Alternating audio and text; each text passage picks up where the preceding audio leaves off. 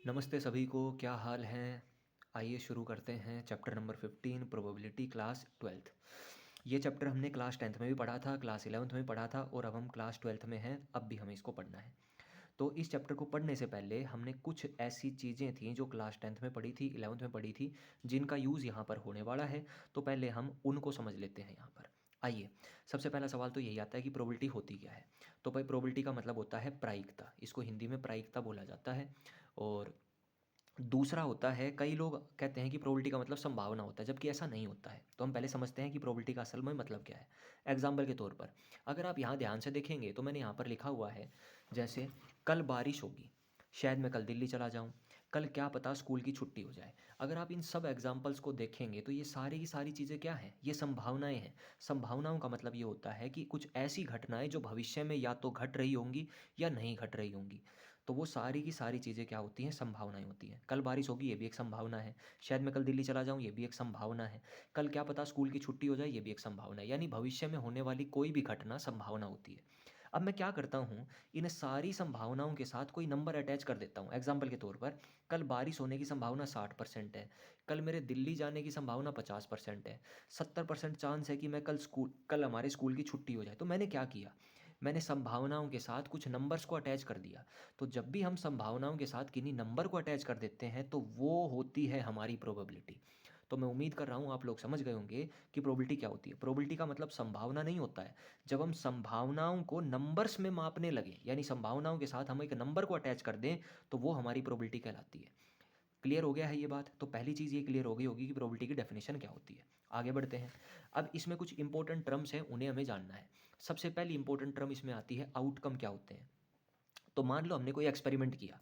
Experiment के तौर पर मान लो हमारे पास एक डाइस आ गया, ठीक है। अब मेरे हाथ में डाइस है। मैं एक बात जानता हूँ कि अगर मैं इस डाइस को फेंकूंगा ना, तो उस डाइस पर क्या क्या मिलेगा। तो मुझे ये पता है, या तो एक आएगा, या दो आएगा, या तीन आएगा, या चार आएगा, या पाँच आएगा, या छः आएगा। यानी इनमें से कोई एक नंबर मुझे मिलेगा। बस वही है हमारे आउटकम। आउटकम का सिंपल मतलब होता है कि कोई भी एक्सपेरिमेंट जो आप करने वाले हैं, उस एक्सपेरिमेंट में क्या क्या रिजल्ट आ सकते हैं। तो मुझे पता है अगर मैं डाइस फेंकूंगा तो मेरे पास डाइस में या तो एक आएगा, या दो आएगा, या तीन, या चार, या पाँच, या छः। तो डाइस के अंदर आउटकम क्या हो गए, एक से लेकर छः तक के नंबर। कल को मान लो मैंने एक सिक्का ले लिया, मैं सिक्के के ऊपर एक्सपेरिमेंट कर रहा हूँ। तो मेरे सिक्के को अगर मैं उछालूंगा तो बताओ मुझे क्या क्या मिल सकता है, या तो हेड मिलेगा या टेल मिलेगा। इसका मतलब एक सिक्के के अंदर आउटकम कितने हो गए, हेड और टेल हो गए। सिंपल है, समझ गए। अब अगली बात पे बढ़ते हैं। अगली चीज़ है सैंपल स्पेस। ये क्या होती है। सैंपल स्पेस को आप ये समझो कि ये आउटकम का अपडेटेड वर्जन है। जैसे मोबाइल के अंदर क्या होता है कि समय के साथ अपडेट होती रहती हैं चीज़ें, बिल्कुल वैसे ही है। सैंपल स्पेस आउटकम का एक अपडेटेड वर्जन है आउटकम ही। यानी जो आउटकम है वही सैंपल स्पेस है, बस अंतर क्या है वो हम समझते हैं। तो हमने क्या देखा, आउटकम देखे। बस आउटकम्स को आप एक सेट के अंदर बंद कर दो। आउटकम को क्या करना है, हमें एक सेट के अंदर बंद कर देना है। वही हमारा क्या कहलाएगा, सैंपल स्पेस। हम एक बात जानते हैं, अगर हम एक डाइस को फेंकेंगे तो मुझे पता है आउटकम क्या मिलेंगे, एक, दो, तीन, चार, पाँच, छः, ये मिलेंगे। बस इन चीज़ों को उठा करके एक सेट में बंद कर दो। और सेट का निशान क्या होता है, ये आपने 11वीं क्लास में पढ़ा था कि भाई ये हमारे सेट का निशान होता है। तो समझ गए सभी इस बात को।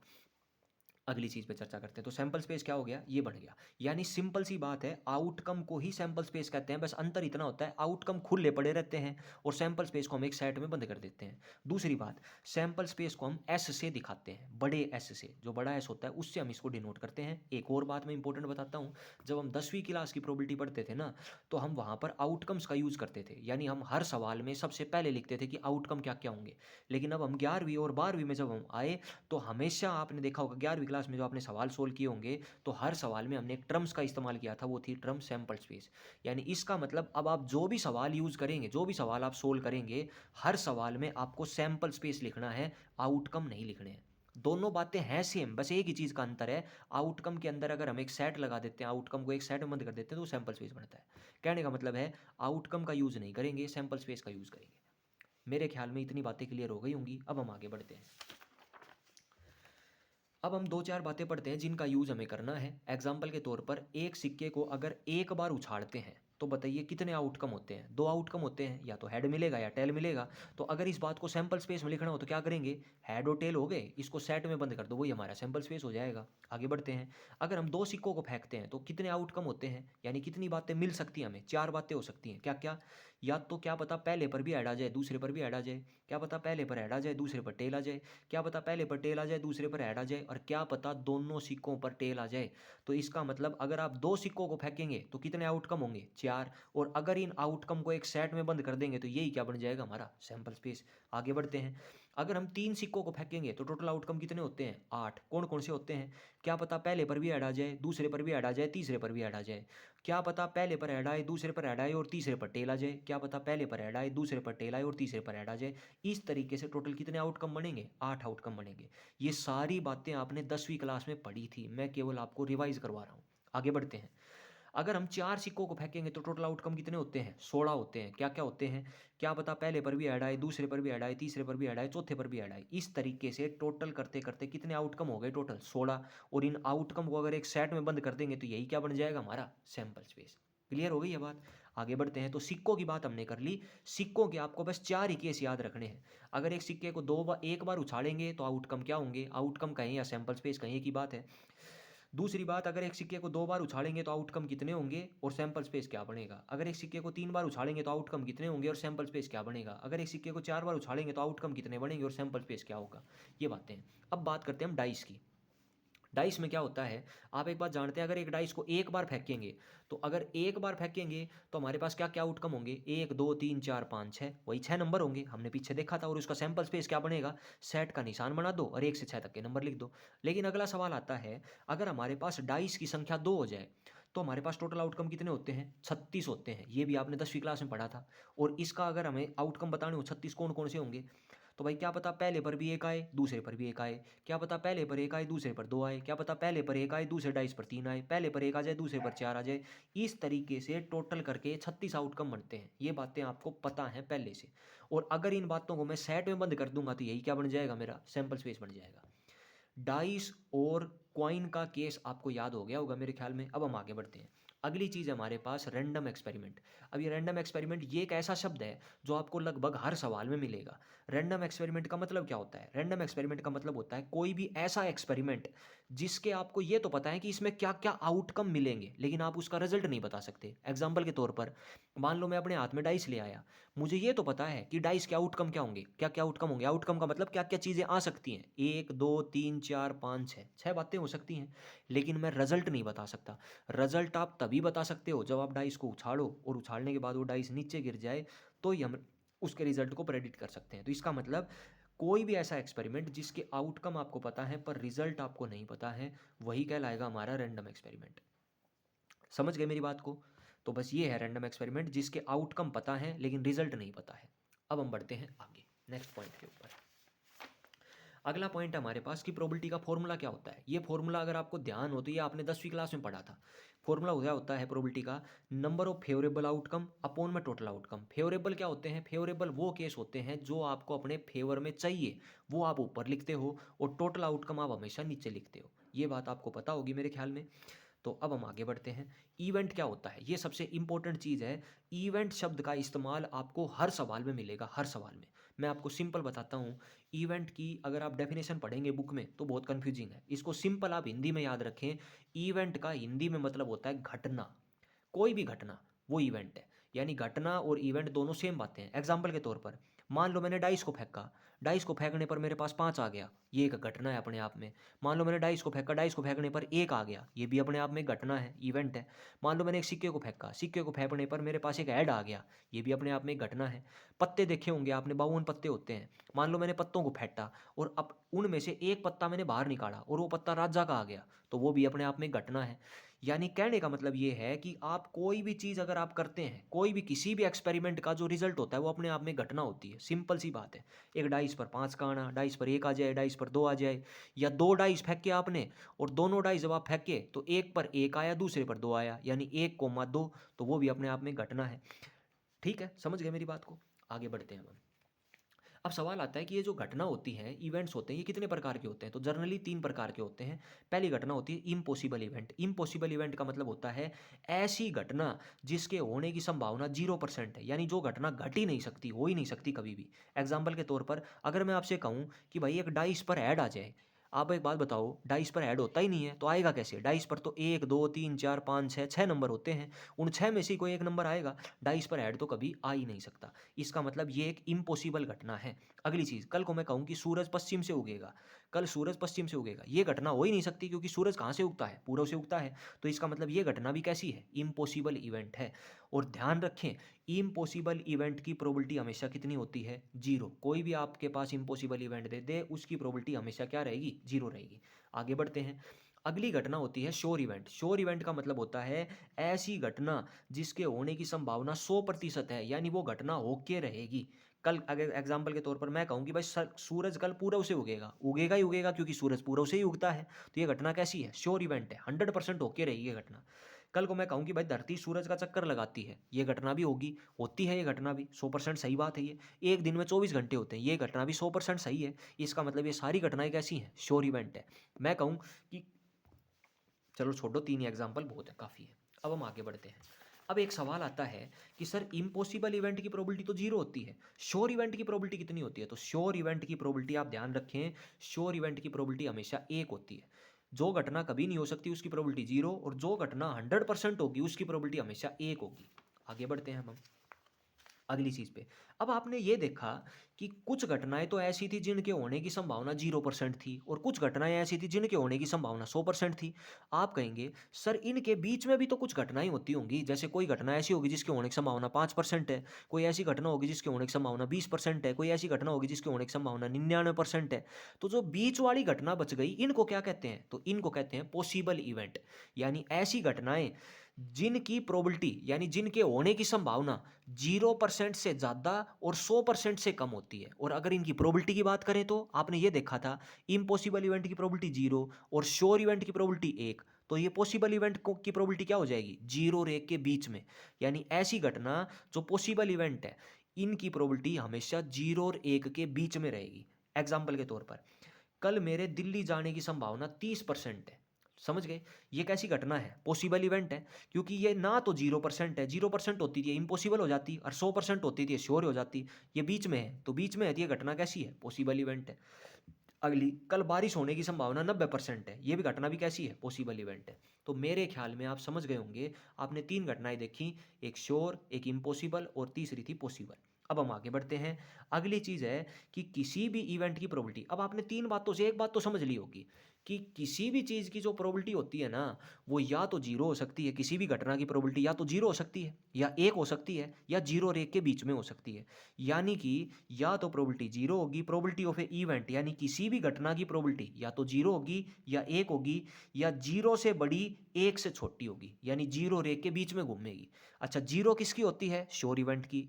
0 किसकी होती है? इम्पॉसिबल इवेंट की। 1 किसकी होती है? श्योर इवेंट की। और 0 और 1 के बीच में किसकी होती है? पॉसिबल इवेंट की। अब कोई आपसे ये पूछे कि भाई सबसे छोटी प्रोबेबिलिटी कौन होती है, तो आपका जवाब होगा 0, और सबसे बड़ी प्रोबेबिलिटी कौन होती है? 1। आगे बढ़ते हैं। अब आपने एक चीज़ और पढ़ी होगी, आपने 10वीं क्लास में ये बात भी पढ़ी थी कि probability of E plus probability of not E बराबर 1। आप कहेंगे क्या लिख दिया? तो भाई यहाँ पर पी का मतलब तो प्रोबेबिलिटी है, और ई का मतलब यहाँ पर घटना है। हमने क्या कर रखा है? उस घटना का नाम दे रखा है। आप उस घटना का नाम ए दे सकते हैं, बी दे सकते हैं, सी दे सकते हैं, कुछ भी दे सकते हैं। तो हमने कोई घटना माननी है ई, हमने उस घटना का नाम दे दिया ई।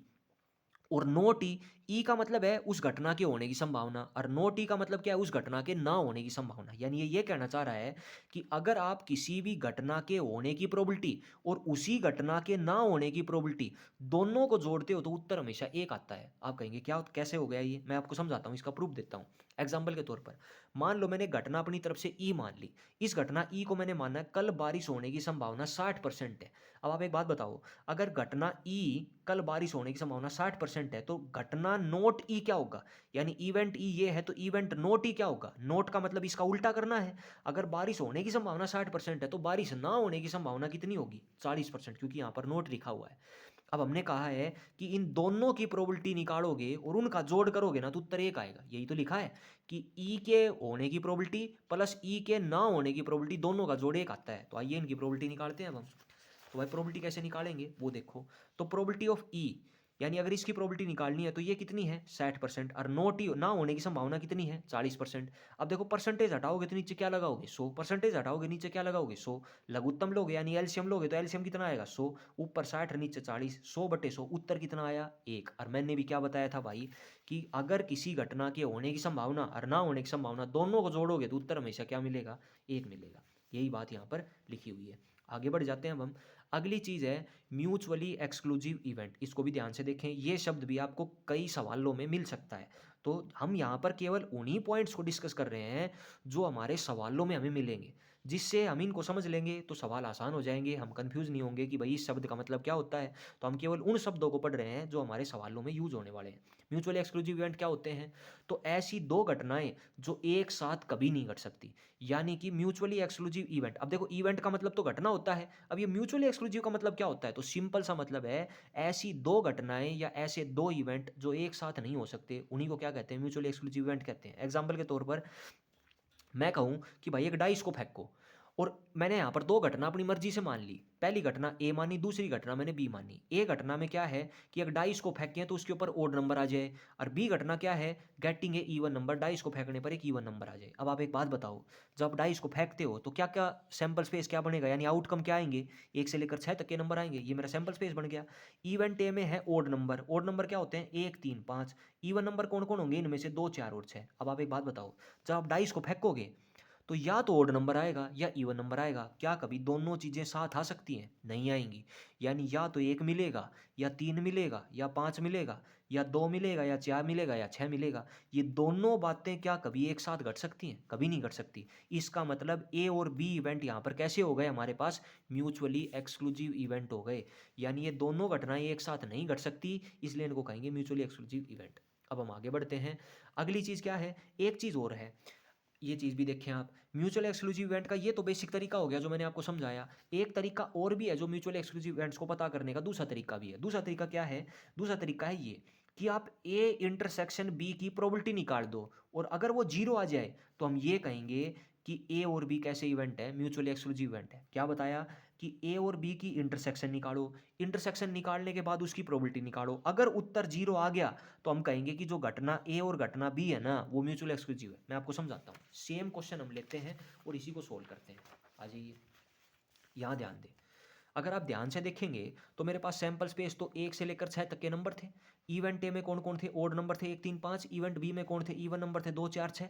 मैंने कहा कि ए इंटरसेक्शन बी निकालना है। आपने 11वीं क्लास में पढ़ा था, इंटरसेक्शन का मतलब होता है जो दोनों में कॉमन होता है। तो ए और बी में कॉमन कौन है, तो अगर आप ध्यान से देखेंगे ना तो भाई कोई भी कॉमन नहीं है। इसमें 1 3 5 है, इसमें 2 4 6, मतलब ये खाली पड़ा रहेगा। अरे खाली पड़ा रहेगा। अब आ जाइए आगे। अब मुझे ए इंटरसेक्शन बी नहीं चाहिए, मुझे तो इसकी प्रोबेबिलिटी चाहिए, और वो प्रोबेबिलिटी भी कितनी चाहिए, जीरो चाहिए। तो अगर मैं इसकी प्रोबेबिलिटी निकालूंगा तो आप एक बात बताओ, प्रोबेबिलिटी का फॉर्मूला क्या होता था, हमने पीछे पढ़ा था 10वीं क्लास में पढ़ा था। ऊपर फेवरेबल आउटकम होते हैं, नीचे टोटल आउटकम होते हैं। तो भाई टोटल आउटकम कितने हैं हमारे पास 6, ये 6 नंबर ही तो है हमारे आउटकम, तो टोटल आउटकम कितने हो गए 6। और मेरे फेवर में कौन है, फेवर में होता है जिसकी प्रोबेबिलिटी आप बता रहे हो। आप प्रोबेबिलिटी किसकी निकाल रहे हो, ए इंटरसेक्शन बी की। आप बताओ इसमें कितने नंबर है, आप कहोगे जी एक भी नंबर नहीं है, मतलब जीरो नंबर है मेरे फेवर में। तो 0/6 उत्तर क्या आ गया, जीरो। मतलब ए इंटरसेक्शन बी की प्रोबेबिलिटी कितनी निकल के आ गई, जीरो निकल के आ गई। तो मैंने आपको अभी कहा था कि अगर ए इंटरसेक्शन बी की प्रोबेबिलिटी कभी भी जीरो आ जाए तो हम उन दोनों घटनाओं को क्या कहेंगे, म्यूचुअली एक्सक्लूसिव कहेंगे। तो ए और बी कैसी घटना है, म्यूचुअली एक्सक्लूसिव है। तो ये फॉर्मूले की मदद से हमने पता किया, एक तरीका हो गया हमारे पास ये। अब आते हैं लास्ट और फाइनल चीज़ के ऊपर। मेरे ख्याल में इसमें कई लोगों को कन्फ्यूजन रहता है, तो मैं थोड़ा सा आपको इनको कार्ड्स के माध्यम से समझाने की कोशिश करता हूँ। तो मैं कार्ड लेता हूँ फिर मैं समझाता हूँ आपको। आइए अब हम कार्ड्स के बारे में चर्चा करते हैं। तो टोटल पत्ते 52 होते हैं, और 52 में होता क्या है, 26 लाल होते हैं और 26 ही काले होते हैं। अब मैं आपको दिखाता हूँ पत्तों को, ध्यान से देखें। ये मेरे हाथ में लाल पत्ते हैं, और ये भी 26 हैं, टोटल 13 ये हैं और 13 ये हैं, 13 13 26 हो गए। और ये मेरे हाथ में काले पत्ते हैं, ये भी 13 हैं और ये भी 13 हैं। तो 13 13 13 13 कितने हो गए टोटल? 26 पत्ते हो गए। 13 13 26 ये हो गए, 13 13 26 ये हो गए, 26 और 26 52 पत्ते हो गए टोटल। अब हमने क्या किया है वो ध्यान से सुनिए। हमने ये तो देख लिया, हमने पहला काम तो क्या किया, इनको कलर के हिसाब से बांटा है। काले अलग कर दिए, लाल अलग कर दिए, ये भी 26 ये भी 26, 52 पत्ते थे, 26 26 अलग अलग कर दिए। अब ध्यान दें, उसके बाद हमने किया क्या, हमने फिर इनकी कैटेगरी दोबारा से डिवाइड कर दी। हमने इनको फिर बांट दिया। हमने लाल पत्तों को भी 2 भागों में बांट दिया और काले पत्तों को भी 2 भागों में बांट दिया। आपको किसी बांटने की जरूरत क्या थी? बांटने की जरूरत ये थी कि भाई इनका निशान अलग अलग था। पहले तो हमने क्या किया, कलर के हिसाब से बांट दिए, ये अलग कर दिए, ये अलग, 26 वे 26 ये। फिर हमने क्या देखा, हमने देखा यार इनके तो निशान भी अलग अलग हैं, इसमें अलग निशान है, ये भी काले रंग का, ये भी काले रंग का, लेकिन इस पर अलग निशान है, इस पर अलग निशान है। ये भी लाल रंग का, ये भी लाल रंग का, लेकिन इस पर अलग निशान है, इस पर अलग निशान है। तो हमने किया क्या, इनको अलग अलग कैटेगरी में बांट दिया। कितने टुकड़े हो गए इनके? 4। लाल वालों को भी 2 भागों में बांट दिया और काले वालों को भी 2 भागों में बांट दिया। तो जब हमने इनको कलर के हिसाब से बांटा था, उसके बाद हमने इनको दोबारा बांटा है, और दोबारा हमने कितने भागों में बांटा है? 4 भागों में। जब आप इनको 4 भागों में बांट रहे हो ना, तो इनको सूट बोला जाता है। ये भी एक सूट है, ये भी एक सूट है, ये भी एक सूट है और ये भी एक सूट है। अब सवाल ये है सर इनका नाम क्या क्या है, तो वो जानते हैं हम। देखो ध्यान दो, ये जो पत्ता है ना, ये जो पत्ता है, इसको हिंदी में कहते हैं चिड़ी और इसका इंग्लिश में मतलब होता है क्लब। ध्यान दे, मैं जिसके ऊपर निशान लगा रहा हूँ, इसको हिंदी में कहते हैं चिड़ी और इंग्लिश में कहते हैं इसको क्लब। ये जो पत्ता है ना, इसको हिंदी में कहते हैं हुकम या तुरप और इंग्लिश में इसको कहते हैं स्पेड। समझ गए? ये जो पत्ता है ना, ये लाल रंग का, इसको हिंदी में कहते हैं पान और इंग्लिश में कहते हैं इसको हार्ट। और ये जो पत्ता है, इसको हिंदी में कहते हैं ईट और इंग्लिश में कहते हैं इसको डायमंड। मेरे ख्याल में आप समझ गए होंगे। इसको कहते हैं क्लब यानी कि चिड़ी, इसको कहते हैं स्पेड यानी कि हुकम या तुरप, इसको कहते हैं पान यानी कि हर्ट और इसको कहते हैं हम ईट या डायमंड। मेरे ख्याल में आप समझ गए होंगे इन चारों सूटों का नाम क्या होता है। इन चारों को सूट कहते हैं और इन चारों का नाम क्या होता है वो मैंने आपको बता दिया। अब एक सवाल आता है कि सर ये पत्तों के ऊपर नंबरिंग कैसे होती है? तो ध्यान दो, नंबरिंग सब कर सेम होती है। इसके अंदर भी 13 पत्ते हैं, इसमें भी 13 हैं, इसमें भी 13 हैं, इसमें भी 13 हैं। 13 पत्तों का नाम भी सेम है, लेकिन एक चीज़ आप विशेष ध्यान दे रहे हैं, जो पहला पत्ता है ना उस पर एक नहीं लिखा हुआ, यहाँ भी एक नहीं लिखा, यहाँ भी एक नहीं है, यहाँ भी एक नहीं है, यहाँ भी एक नहीं है। यहाँ ए है, यहाँ ए है, यहाँ ए है, यहाँ ए है। तो ये विशेष ध्यान रखना है आपको कि पहले पत्ते पर हमेशा ए लिखा मिलेगा। अब हम बात करते हैं दूसरे पत्ते पर क्या होगा जी। यहाँ पर तो दूसरे पर यहाँ 2 है। अगर आप यहाँ ध्यान देंगे तो यहाँ दूसरे पर ये 2 है और यहाँ ध्यान देंगे तो यहाँ दूसरे पर ये है और यहाँ दूसरे पर देखेंगे तो यहाँ दूसरे पर ये है। सब जगह 2 2 है या नहीं है? दिख रहा है आपको? ठीक है, आगे बढ़ते हैं, एक सेकंड रुकिए। इसके बाद अब आगे देखेंगे तो मैं एक एक करके आपको दिखा देता हूँ सारे पत्ते। देखो, ये पहला पत्ता हो गया, ये दूसरा पत्ता हो गया, ये तीसरा पत्ता हो गया 3 नंबर, इसके बाद में ये 4 नंबर हो गया, ये 5 नंबर हो गया, ये 6 नंबर हो गया, ये 7 नंबर हो गया, ये 8 नंबर हो गया, ये 9 नंबर हो गया, ये 10 नंबर हो गया। अब यहाँ से शुरू होते हैं। 10 नंबर तक तो क्लियर हो गए कि एक तो पहले नंबर पर पत्ते पर एक नहीं लिखा होता, ए लिखा होता है। और 11 नंबर के पत्ते पर देखो, 10 तक तो खत्म हो लिए, ये 10 तक आ गया, इसका मतलब ये 11 नंबर का पत्ता है। लेकिन ध्यान दे, 11 नंबर के पत्ते पर 11 नहीं लिखा होता, 11 नंबर के पत्ते पर जे लिखा होता है। और जे का मतलब होता है जैक, जैक का मतलब होता है गुलाम, मतलब ये आदमी जो है, ये फोटो जो है, ये गुलाम की है। अगला नंबर आता है के क्याऊ का, कि यहाँ 12 नंबर होना चाहिए था क्योंकि ये पत्ता 12 नंबर का है, लेकिन इस पर 12 नहीं लिखा, इस पर क्याऊ लिखा है। क्याऊ का मतलब है क्वीन यानी कि रानी। यहाँ पर फोटो बनी हुई है रानी की, ध्यान दे। यहाँ 13 नंबर का पत्ता है तो यहाँ 13 लिखा होना चाहिए था, लेकिन 13 नहीं है, यहाँ पर क्या लिखा है? के लिखा है। के का मतलब क्या होता है? किंग यानी कि राजा। तो ये राजा है। आपने क्या देखा कि 11 नंबर के पत्ते को तो हमने क्या नाम दे रखा है? जे। 12 नंबर के पत्ते को क्या नाम दे रखा है? क्याऊ। और 13 नंबर के पत्ते को क्या नाम दे रखा है? के। जे का मतलब जैक यानी कि गुलाम, के का मतलब किंग या सॉरी क्याऊ का मतलब क्वीन यानी कि रानी और के का मतलब किंग यानी कि राजा। समझ गए? अब सेम पत्ते एज इट इज आपको यहाँ मिलेंगे, ध्यान से देख लें आप। ये पहला पत्ता, ये दूसरा, ये तीसरा, ये चौथा, ये पांचवा, ये छठा, ये सातवां, ये आठवां, ये नौवां, ये 10वां। 11 नंबर के पत्ते पर ध्यान दे जे लिखा हुआ है। ये 12 नंबर का पत्ता यहाँ पर क्या हुआ है? फोटो छपी हुई है। 13 नंबर के पत्ते पर भी यहाँ पर फोटो छपी हुई है, ये राजा है। अब सेम ये के ये पत्ते आपको यहाँ मिलेंगे, यहाँ ध्यान दे। ये पहला, ये दूसरा, ये तीसरा, ये चौथा, ये पांचवा, ये छठा, ये सातवां, ये आठवां, ये नौवां, ये 10वां। 11 नंबर पर 11 नहीं लिखा, जे लिखा है। 12 नंबर के पत्ते पर 12 नहीं है, क्या हुआ है? 13 नंबर के पत्ते पर के है यानी कि किंग है ये। सेम टू सेम ये के ये पत्ते आपको यहाँ मिल जाएंगे भाई। ये पहला पत्ता हो गया, ये दूसरा हो गया, ये तीसरा हो गया, ये चौथा हो गया, ये पाँचवा, ये छठा, ये सातवां, ये आठवां, ये नौवां, ये 10वां, ये 11वां, ये 12वां, ये 13वां। इतनी बात क्लियर हो गई है। अब इसमें कुछ सवाल बनते हैं मेरे ख्याल में। अब आप हर एक चीज़ को पकड़ गए होंगे, आरामदारी से आप समझ गए होंगे। अब मैंने यहाँ पर कुछ बातें लिखी हैं, मैं इनको साइड में कर देता हूँ। अब मैं आपको समझा देता हूँ। यही बातें मैंने यहाँ लिखी हैं। 26 लाल 26 काले बांट दिए। लाल को 2 भागों में बांटा, 13 हार्ट के हो गए, 13 डायमंड के। हार्ट का निशान ये, डायमंड का निशान ये। हार्ट को हिंदी में पान कहते हैं, डायमंड को ईंट कहते हैं। काले पत्तों को 2 भागों में बांटा, 13 स्पेड के, 13 क्लब के। स्पेड को हुक्म या तुरप कहते हैं, इसको चिड़ी कहते हैं। इसका निशान ये होता है, इसका निशान ये होता है। पत्तों के नाम क्या होते हैं? पहले पत्ते को ए, दूसरे को 2, 3, 4, 5, 6, 7, 8, 9, 10। 11 नंबर के पत्ते को जे, 12 को क्या, 13 को के। सेम यहाँ पर, सेम यहाँ पर, सेम यहाँ पर। मैंने नीचे लिखा भी है। पहले पत्ते को ए यानी एस यानी इक्का कहते हैं, ध्यान दे। जो ये पहला पत्ता है इसको एस कहते हैं, एस का मतलब इक्का होता है, ध्यान दे। ये भी एस है, इक्का है।